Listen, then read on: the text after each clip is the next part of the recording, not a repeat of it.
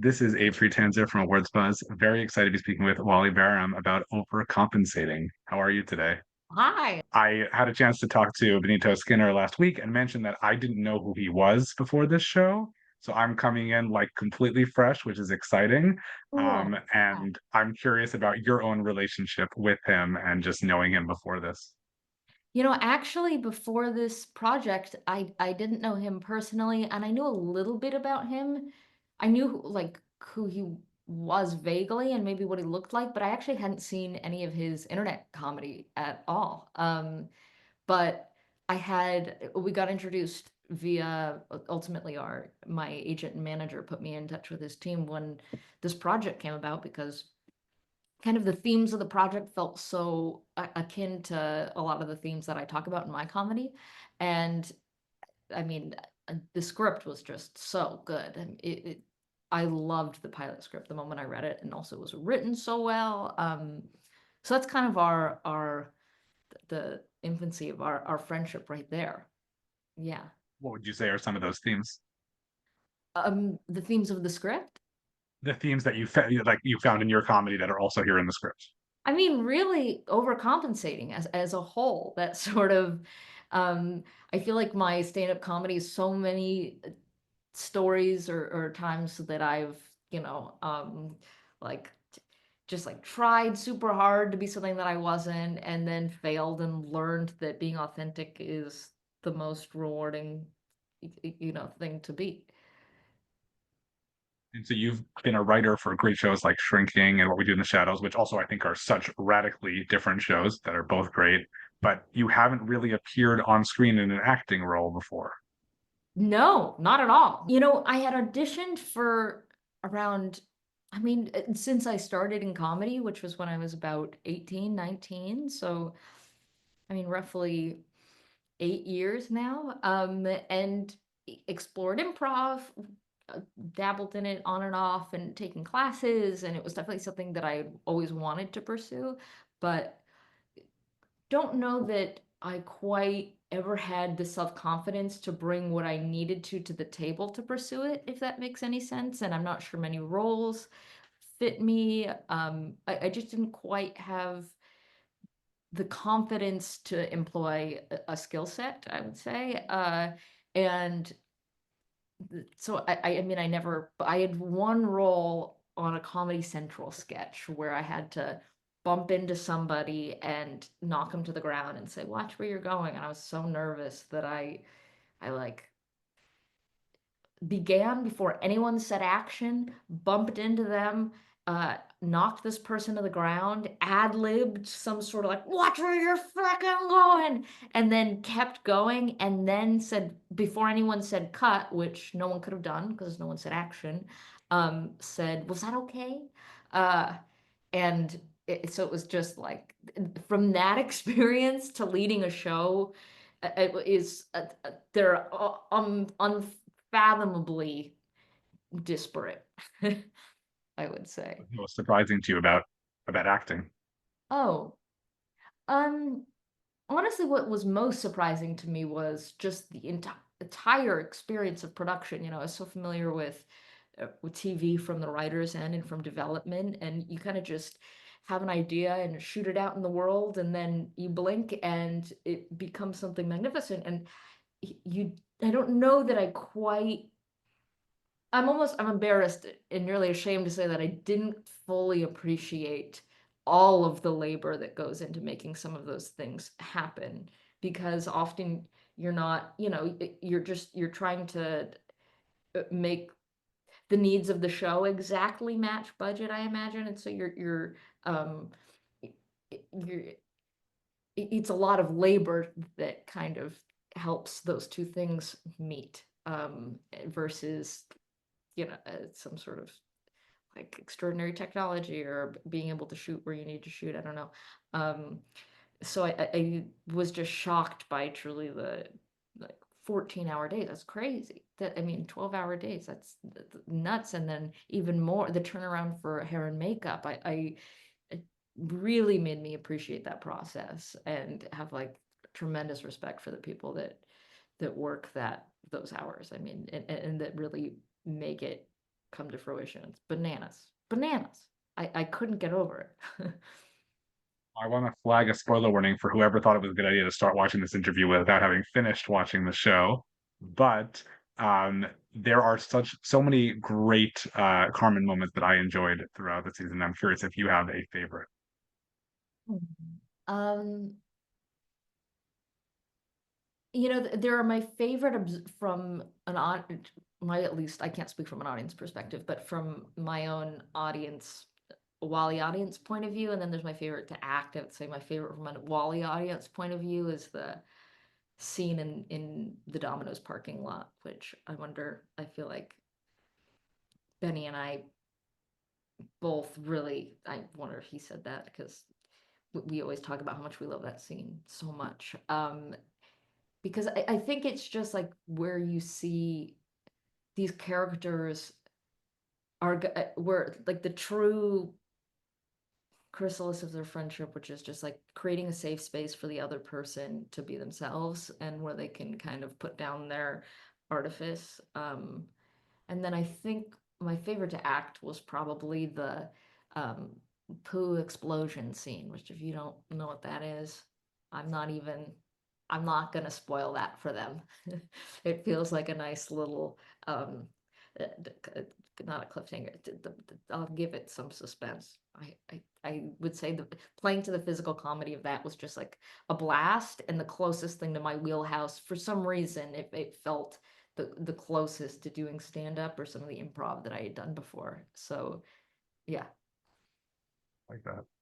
I also really enjoy the evolution of the relationship between Carmen and Grace, even just in the seventh episode, because they're like she's so hostile to her, and then by the end, like it's a really lot warmer. And of course, we know something that Grace doesn't know, but I also like how later when she finds that out, it's just such like a quick. It doesn't have to be a big thing, and it maybe will be a big thing in the future. But obviously, thanks to the final scene of the season, there's a lot more that's going to have to be unpacked, and maybe that'll sort of like be on the back burner a little bit.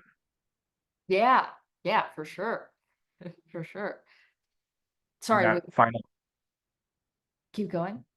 no, the final scene I think is really again where people this will be running after people have already had a chance to watch. We're not going to spoil anything for anybody, but I think the final scene is really so fantastic because it's so like sharp and angry and quick, and then like it can't be taken back. And I think Carmen realizes what she's done, but can't like fully grasp it. What was it like Oh, shooting that?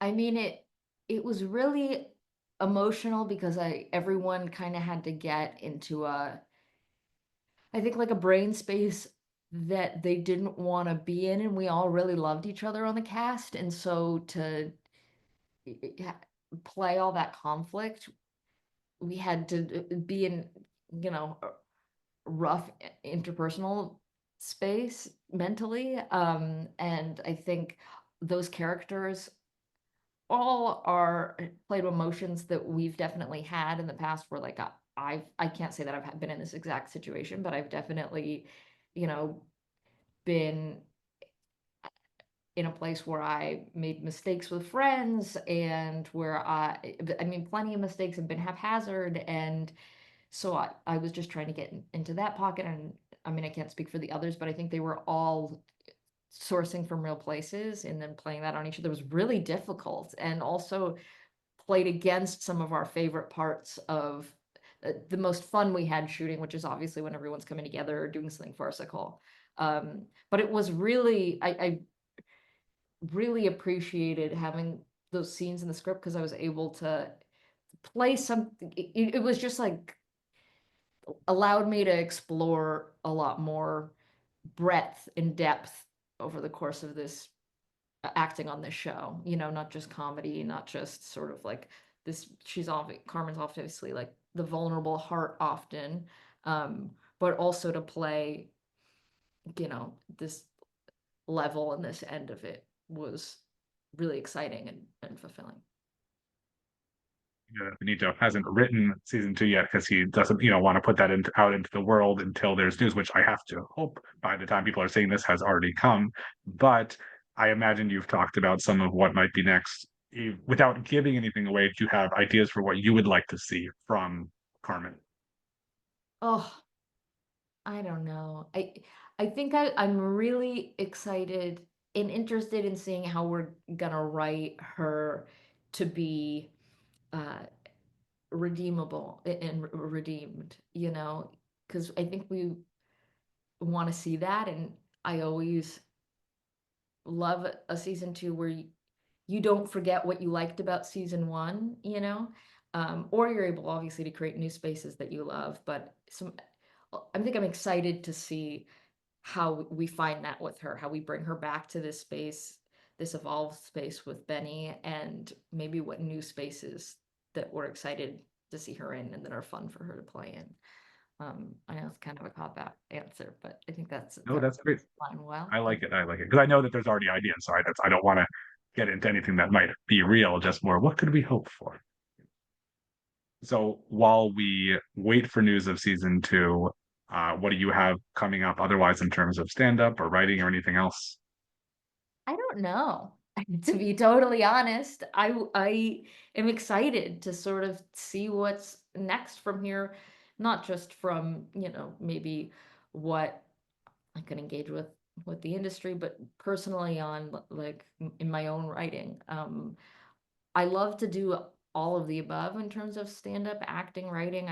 I can't ever see myself pivoting into just one.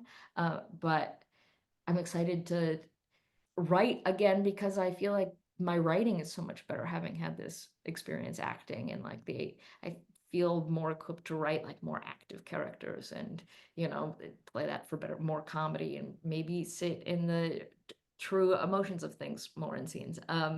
So that's the bit that I can do myself, and then hopefully I'll be able to act more, and I should have some stand-up shows. So it's kind of the whole shebang. That's what I look forward to and hope, but we'll see. What do you like to watch? What have you seen recently on TV that's really stuck with you? Mm. Okay, that's a okay. My gosh, wait, because I have a really good answer to this. Um, my aunt, well, I think I've been watching the things that everyone's been watching, it to some extent. Been loving The Severance, been loving The Righteous Gemstones. Um, but also I just watched film with uh Fellini's one of his how many wives did he have? Can I'm gonna Google in a Please. recorded uh interview. That's okay. Fellini, wife, I watched this phenomenal movie. Okay, wife movie. Oh my gosh. Well, maybe okay, Knights of Cabiria. Oh my gosh. It's Fellini directing his wife, and she's so talented. She's kind of this like chaplain-esque figure. She reminds me of myself in so much as her stature is like 5'1" and round headed, which I mean, that's just subjective and is the truth. And but she doesn't remind me of myself in any other. That's only because I'm like, wow, I don't know. It's one thing experience that I had when I was watching the show that I didn't realize um is how short I am. I had no idea that that's what I look like to other people. I was like, what? I'm looking up in all the scenes. I had no just self-awareness in that respect. And I saw that on screen with her for the first time. I don't know, registered, but oh my God, she plays this incredible physical comedy, and this player with like really charming, lovable hubris. It's fantastic. Everyone should check it out. Knights of Cabiria. It's like from the I don't know, it's 57. Real good one. Watched that 2 nights Hmm. ago. That's what I'm watching. Big fan. I also like Severance and Righteous Gemstones in the same breath because I feel like those two are radically different shows, but both very Yeah. appealing. Yeah, truly, really, truly. Um, ridiculous. It's good to have a good breadth of content that you ingest. Absolutely. I really thank you for your time. Looking forward to everyone seeing this show and whatever comes next, which is hopefully more of overcompensating. Oh, thank you, Abe.